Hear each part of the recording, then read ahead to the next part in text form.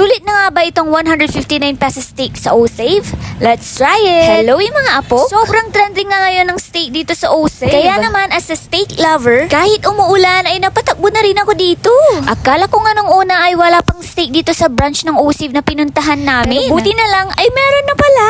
Grabe mga apo, 159 pesos lang itong ribeye steak nila. Hindi na nga kami nakapag-film kanina pero ayan, nakabili na kami. Ngayon, itry na natin tulutuin. Disclaimer lang guys, hindi kami marunong masyado magluto ng steak ha. Mostly kasi kumakain na lang kami sa labas or bumibili na lang. Pero ayan, we will do our best. Sana maging medium or medium well. So ayan, as you can see, pinapat-dry lang namin yung steak gamit ang tissue. Naglagay lang kami ng salt and pepper at minasage na namin. Grabe naman yung pag-massage mo sis. Para namang may pila yung steak mo.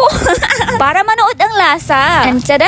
Ito na yung dalawang steak natin. So ngayon naman, Nathan, iprito tila. Antulaya, kula lang abidyo no pan tugawon sa may kawali. Pero idan nyo labat na daisy na taba. Medium heat lang yung pan. Then after 1 minute, i-flip natin siya. 1 minute per side muna yung ginagawa namin sa una. Then ready na namin itong bota.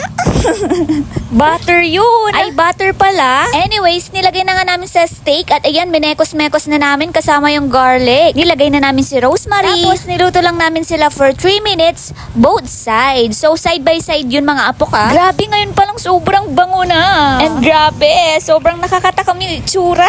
Pinaligo-liguan muna namin siya ng butter habang iniintay yung 3 minutes. And habang iniintay yung steak, nagprito din muna kami ng fries para partner niya, diba? Mura lang din to sa O-Save mga apo. 109 pesos lang, 1 kilo na. Bumili nga din kami ng gravy mix. Di ko na alam kung magkano to pero around 40 pesos below lang to. Lalagyan din sana namin siya ng mixed veggies kasi tinamad na kami. So luto na rin pala itong steak mga apo. Sinit lang namin siya for 5 to 7 minutes para mag-cool down siya. And then, in-slice na namin for plating. And tada!